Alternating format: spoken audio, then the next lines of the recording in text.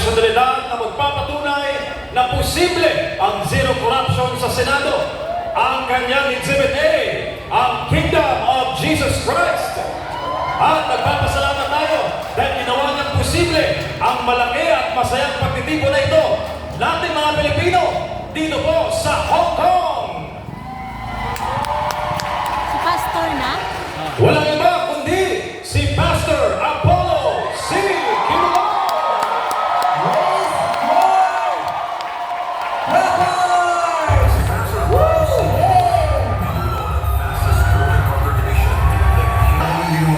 So ano yung explanation? Wala daw yung declaration. Beses ginawa ito ng gobyerno ng Pilipinas, kundi pa ulit-ulit.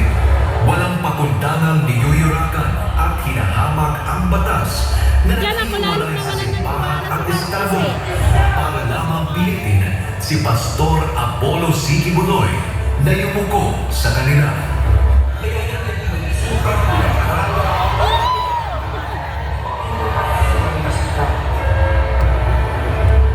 Tatlong buhay ang nagbuwis sa pagtatanggol ng karapatang pangreliyon at kalayaan na nagdulot ng matinding trauma sa libo-libo, batang man o matanda.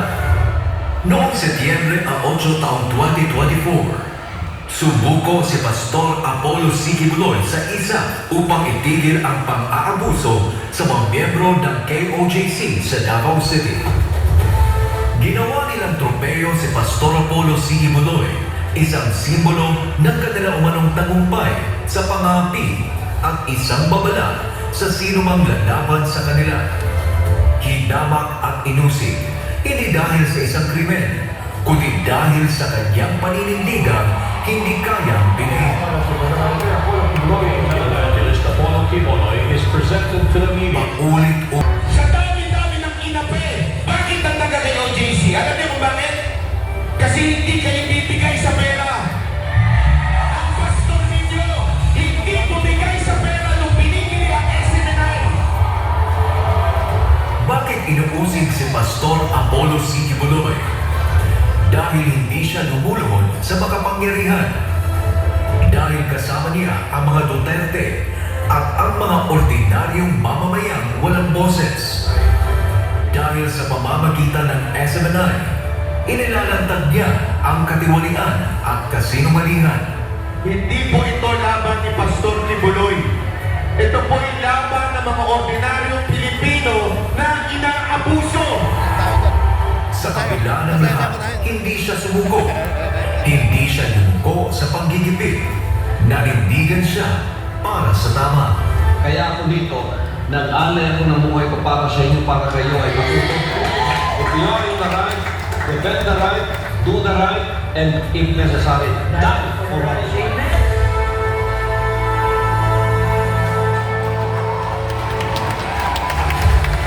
Ito ang mukha ng kawalang katarungan. Siya ang naging sagisag ng pampulitikang pag-uusig sa Pilipinas. Alam niyo kung saan ko nakakakay kung Kibuloy na Tulad ng mga naapi noon, gayon siya ang larawan ng paglaban. At ang mga pinagtatangkaang patahimikin ay kasama niya sa paninindigan. Ganito ang Pilipinas ngayon. Binulok ng kasakiman, Oh my God! ninakaw ng mga gamit, unti-unting sinisira. Ngunit hindi pa tapos ang laban. Ganito ang magiging Pilipinas sa ilalim ng pamumuno ni Pastor Apollo C. Kibuloy. Isang bayang muling mabangon. Malaya sa korupsyon. Yes! Malinis.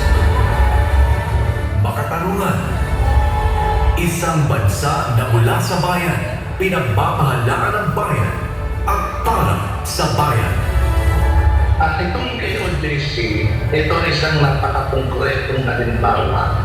Yung tinatawag na egalitarian society kung saan mga mamamayan ay hindi nagkaroon experience ng corruption, ng kahirapan. Pastor Apollo C. Kibuloy. Kibuloy sa Senado!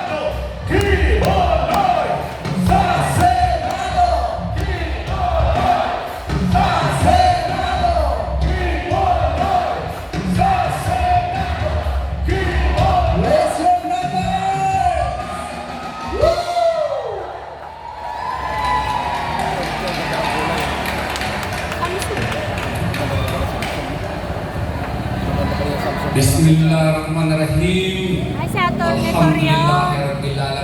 Assalamualaikum warahmatullahi wabarakatuh. Magandang hapon po sa ating lahat. Magandang hapon, attorney. Ako po ay si Attorney Israelito Banyares Torreon. Ako po ay naatasan ng ating pinakamamahal na pastor na makipag-usap sa inyo ngayong hapon para iabot niya ang kanyang mensahe sa ating mga minamahal na mga bayani ng Pilipinas, OFWs. Diretsuhin na po natin. Bakit po tumatakbo si Pastor Apollo Sikibuloy? Bakit po nakita po ninyo ang rason? Hindi naman po politiko si Pastor Apollo Sikibuloy. Siya po ay inyong religious leader. Siya po ang ating leader. Wala po siyang balak na tumakbo o tumahak man sa magulong mundo ng politika. Pero ano ang nangyari? Dahil siguro sa kanyang pagka-close sa mga Duterte family, ay ginawa siya ngayong poster boy ng karahasan ng gobyerno ng Marcos administration. Kaya nga po, noong June 1 of 2024, nandun naman ako in the guise of serving a warrant of arrest. 4 na establishment po ng KOJC ang sinalakay. At hindi lang yun, inulit ito noong August 24, nandun po ako nakita ninyo. Alam mo, maski matagal na akong abogado, hindi po madali ang harapin ang 5,000 kapulisan. No?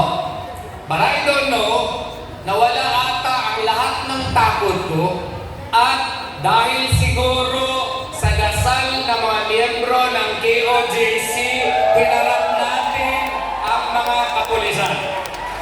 Sa isang kaso na matagal nang na-dismiss, sa isang kaso lamang na pinail ng isang babae na na-dismiss na ng City Prosecution's Office at natulog yung depektibo pa ng petition for review sa Department of Justice at binuhay lamang para maging rason at uulitin ang ginawa nila doon sa United States of America. Ano yung ginawa nila doon sa United States of America?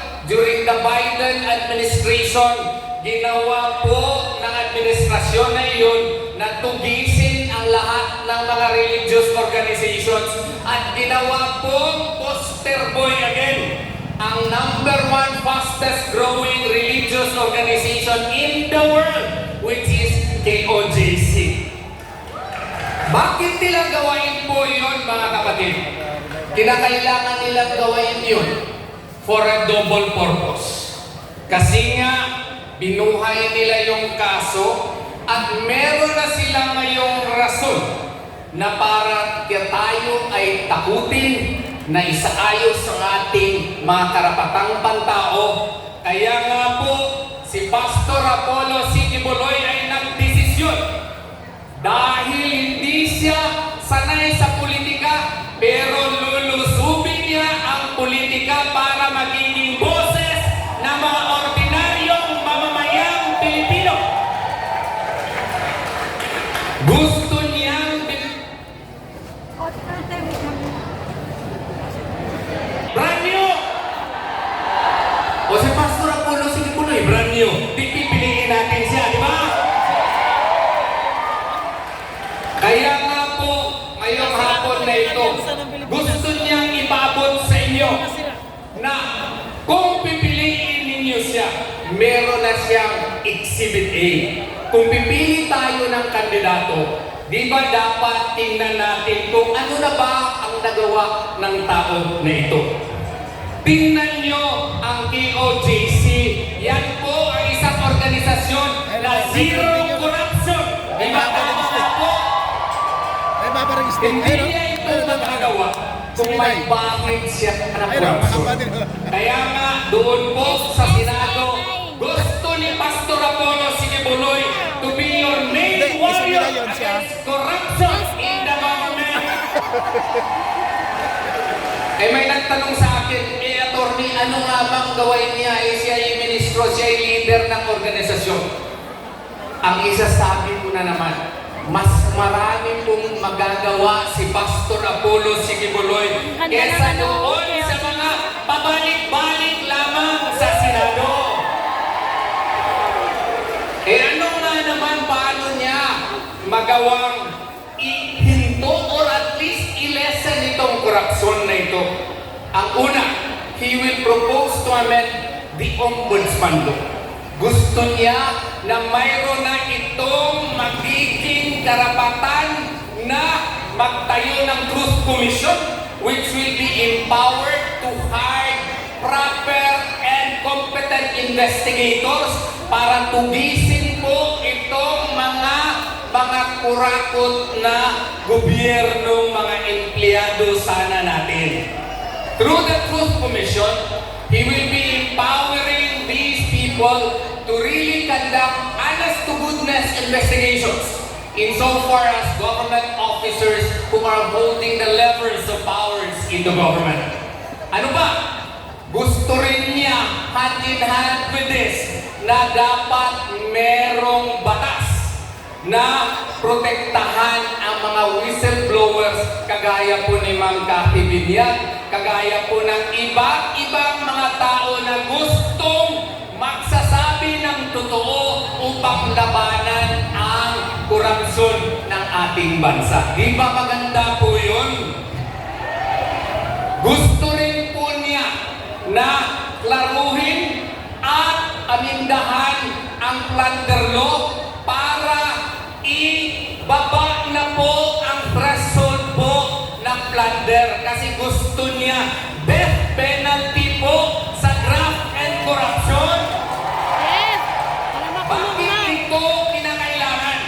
Kinakailangan po ito kasi sabi ni Pastor sa akin 2 nights ago, ang korupsyon po ay para na pong kanser ng ating sosyudad na yung mga pinakakurakot po ay sila pa ang may mga kapangyarihan at sila pa ang nagharing-haring ng ating bayan. Gusto niyang baguhin po ito. Di ba mga OFWs, yun din po sana ang gusto natin sa ating bansa. Kaya nga po, napilitan si Pastor Apollo Sikibuloy na tumakbo para maging boses ninyo, para mayroon tayong magandang ehemplo, may role model tayo, may leader tayo sa Senado na walang bahid ng korupsyon. Iba-iba po ang relihiyon natin, naiintindihan ko po yan, kasi ako po ay isang Muslim. Pero sa pamamahala po ng politika, kung pwede po sana magrespetuhan tayo at piliin natin yung taong walang bahid na korupsyon katulad ni Pastor Apollo Sikibuloy. Kung pipili man lang tayo na hindi bago, pipili tayo ng dalawa na garantisado katulad ni Senator Bongo, si Mr. Malasakit. Pipili din tayo ng garantisado na nasubukan na nating leader na si Senator Bato de la Rosa. Pero ngayon na eleksyon, dapat aside from these two, kailangan brand new ang pipiliin natin. PDP laban tayo, doon tayo sa pinili na personal ni Presidente Rodrigo Roa Duterte. At saka nakita po ni Pastor, hand in hand with the fight against corruption, we should also strive to provide jobs to our people. Kaya nga po, sa kanya mga programa, naisipan po niya na kailangan amindahan ang Republic Act 10869. Ano yan? Jumpstart Philippines. Gusto niya may trabaho ang mga Pilipino, especially doon sa mga bundok, doon sa mga baryo, by providing jobs and providing tax incentives to corporations which will offer jobs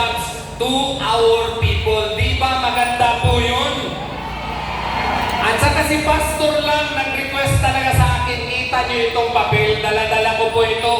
Ito po ang kanyang proposed bill, Philippine Food Security Enhancement Act. Kompleto na po ito. Ano pong gusto ni Pastor? Nakikita niya, kaya nga kayo nandito sa Hong Kong nagtatrabaho. Kasi naaawa kayo, yung inyong mga kapatid, inyong mga kapamilya, halos walang makain po doon sa Pilipinas. Di po ba? Ang makita po ninyo, pinapadala po ninyo doon sa Pilipinas para may magamit po ang inyong mga pamilya. Pero ang Pilipinas po is basically an agricultural country. And that is why, kaya nga po, si Pastor ngayon pa lang, tumatakbo pa lang, meron na siyang Philippine Food Security Enhancement Act para po maprotektahan tayo at may kakainin ng ating mga kababayan sa Pilipinas. Iyan po ito, attorney. Ito po ang sa panukala ni Pastor ay kinakailangan tulungan po natin ang ating mga magsasaka. We should be able to provide capital to our farmers.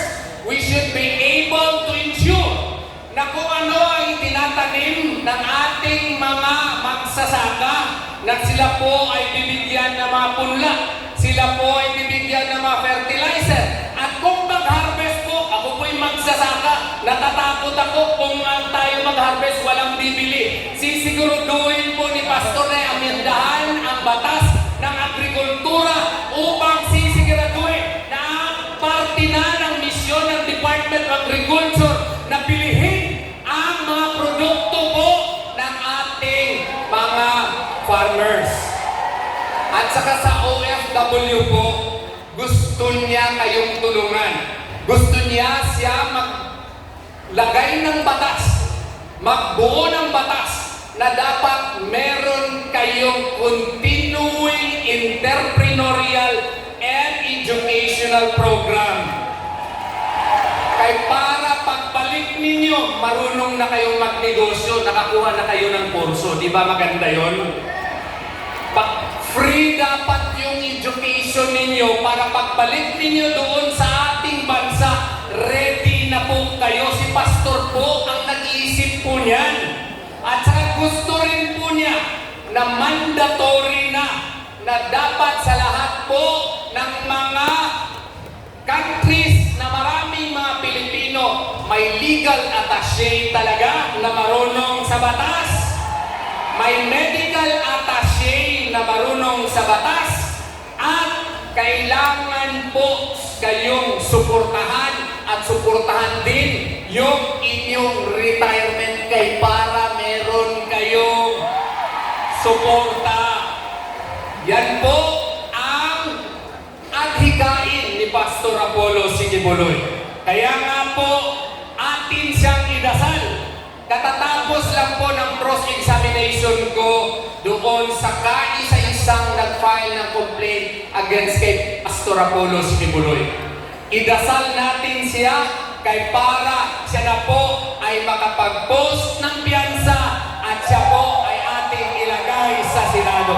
Maraming salamat po at magandang hapon sa ating lahat. Maraming salamat ang kinatawan po ni Pastor Apollo C. Kibuloy. Sa mga